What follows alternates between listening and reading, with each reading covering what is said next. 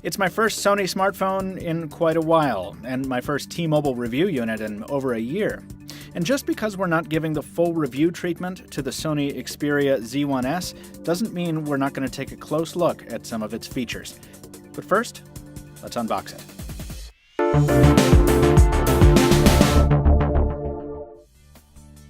So here's the packaging of the Z1S, and I will tell you right up front, folks, that we are racing a winter storm to get this unboxing done. I have to take this phone out and take a lot of pictures before the snow comes in, because it's the sun. The sun is out outside, and I haven't seen it in ages, and I want to get some good pictures, so if this is a little rushed, forgive me.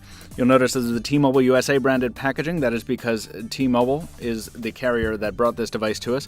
Sony had us on the list, but it was T-Mobile who was able to get it to us faster, so we thank them for that. Sony is the official partner of the FIFA World Cup in Brazil. If you didn't know that, I did not know that, but it's on the box in case you forgot. Let's pop it open, see what we've got in here.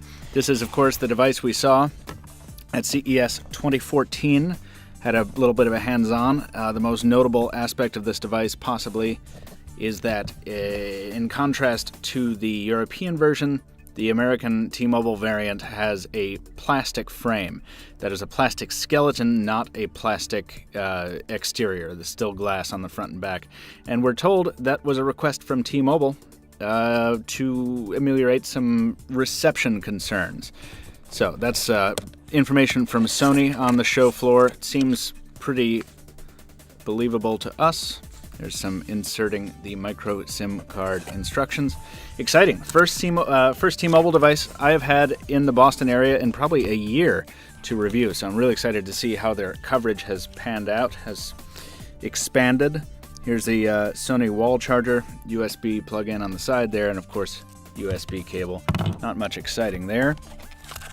Handset recycling plan from T-Mobile, in case you want to recycle your old unit. Start guide. More literature than we are used to seeing on a device. Even more literature. A troubleshooting guide in another language, FCC statement showing specific absorption rates, and some barcodes.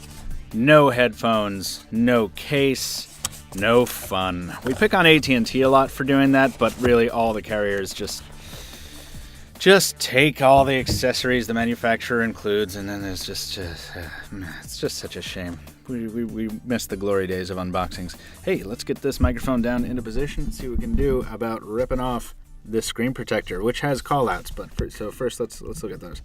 USB charging input over here, memory card, micro SIM. You can read them yourselves. Here's the big old power button on the right-hand side. Back home and multitasking, and a dedicated camera button. Sony calling this device the best camera on an underwater phone. This phone, of course, rated just like many of its siblings for immersion. Let's go ahead and peel that screen protector off.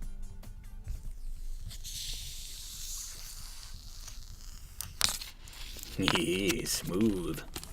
And as we come around to the back, we've moved the mic back to the narration position, and I'll just call out the fact that Sony is telling you to charge this thing for at least 30 minutes after you take it out of the box, it seems. At least that's how I interpret that.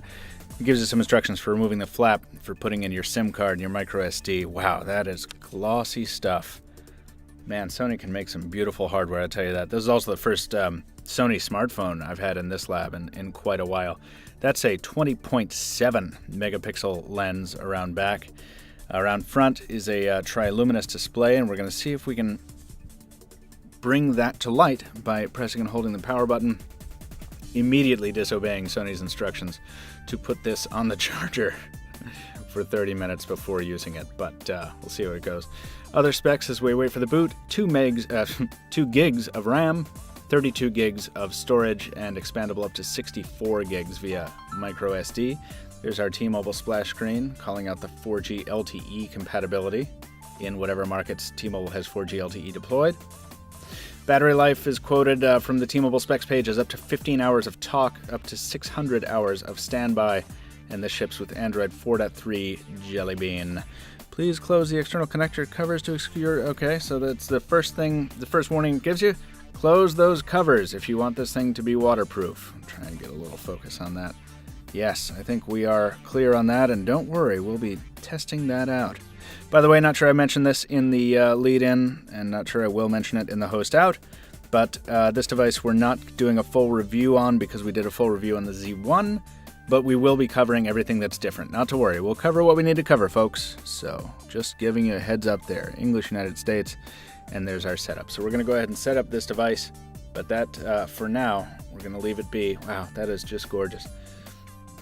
The heating vent is not gorgeous. That's reflected in it, but it's a very, very pretty device. This is the Sony Xperia Z1S for T-Mobile USA, courtesy of T-Mobile USA.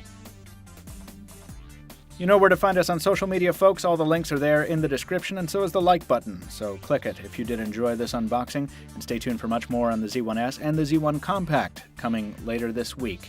Thank you for watching. In the meantime, leave us a comment down below if you have some feedback, and most importantly, stick around. We'll see you very soon.